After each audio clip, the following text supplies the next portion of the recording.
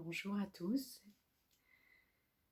Alors peut-être que vous allez entendre que j'ai une grippe depuis hier, malheureusement, mais c'est des choses qui arrivent et puis ça va pas si mal, mais c'est vrai que je suis congestionnée. Malgré tout, j'ai eu envie de faire cette vidéo pour vous partager quelque chose que je ressens profondément à l'intérieur de moi. Je viens de méditer et c'est vrai que ça a émergé durant ma méditation, comme quoi il est possible de penser, d'avoir des pensées durant la méditation. Et ce qu'on fait à ce moment-là, c'est qu'on met de côté les pensées un certain temps, on continue à méditer, à faire la pratique telle qu'elle nous est enseignée, et ensuite, quand c'est le moment, on fait ce qu'on a à faire. Moi, ce que j'avais envie de vous communiquer, c'est que quelle que soit la vie de rêve que vous pouvez avoir, et bien souvent c'est pas le cas, on n'a pas souvent la vie idéale, la vie rêvée, l'extase, le bonheur total. Disons que ça passe pas par l'extérieur, en tout cas selon moi. Quelle que soit la vie que vous avez, parfois c'est pas suffisant pour être satisfait, pour être content, pour être heureux. Dans mon cours d'Ayurveda, méditation, je pense qu'on n'en parle pas à ce moment-là, mais c'est quand même très lié à la méditation également.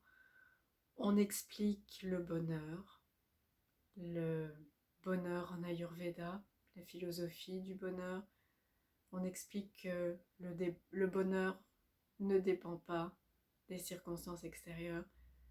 On parle du bonheur par autoréférence à soi-même, sans condition, sans raison. En fait, on parle du principe d'être plutôt que d'avoir ou même de faire.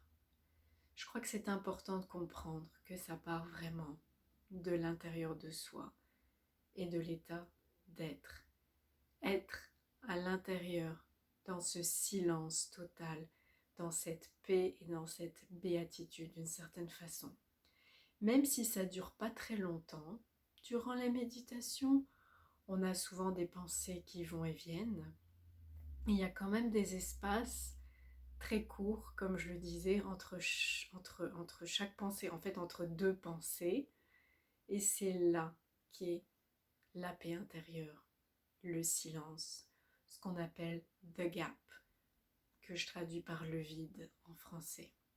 L'écart entre deux pensées, cet espace subtil et très court, mais qui malgré tout est présent et auquel on connecte à chaque fois qu'on médite, en étant à l'intérieur de soi, comme avec un mantra dans la méditation sur le son primordial, tel que je l'enseigne et tel que je l'ai reçu, en fait, cet enseignement, je l'ai reçu de Chopra. Et on n'est pas en train de contrôler non plus dans la méditation, et on apprend quand même à faire des choix judicieux, les meilleurs choix pour soi-même, les choix conscients dans la pleine conscience, sans chercher forcément à contrôler tout, à contrôler la vie, les circonstances extérieures, finalement, les autres, en s'abandonnant d'une certaine façon également. Aussi, je voulais vous dire que ça vient du principe en coaching de ne pas chercher à être qui on n'est pas, mais d'être vraiment soi-même, de découvrir qui l'on est vraiment et de le révéler.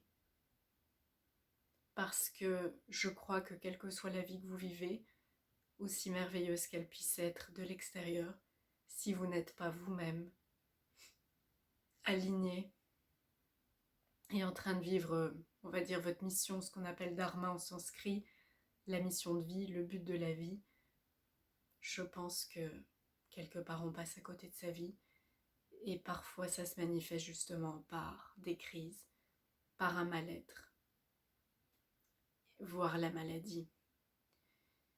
Alors, je ne suis pas sûre qu'on peut éviter tout problème, tout défi.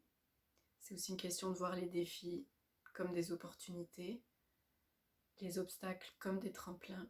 C'est une façon de voir les choses. Et je pense que c'est vraiment à ça que nous amène la méditation, l'Ayurveda et le coaching. Voilà ce que j'avais à communiquer. Je pense que ça fait pas mal le tour de ce que je ressens en ce moment, même s'il y avait peut-être autre chose que je voulais dire, que j'avais senti cette semaine, qui est vraiment dans le ressenti. Quand on parle d'énergie, de sentir une énergie plutôt que de chercher à faire quelque chose et à atteindre quelque chose en particulier et à se mettre en action, parce qu'à ce moment-là, c'est le mental qui intervient alors qu'on veut vraiment être avant tout. J'ai été interrompue quelques instants juste pour terminer. On ne nous apprend pas à l'école, on n'a pas appris en tout cas à l'école dans notre génération et les précédentes, ni dans la société, à être dans le ressenti. On est toujours beaucoup dans le jugement, l'analyse au niveau du mental. Et c'est vraiment ça, je pense, qu'il est nécessaire d'apprendre d'une certaine façon, c'est d'être dans le ressenti, dans l'énergie et dans l'être, plus que dans l'échappatoire de chercher à faire quelque chose, à atteindre quelque chose et avoir des attentes. C'est aussi à ça que nous invite la méditation Chopra, c'est à méditer sans attendre de résultats, d'états particuliers.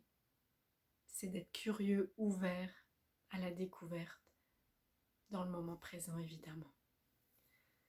Namasté.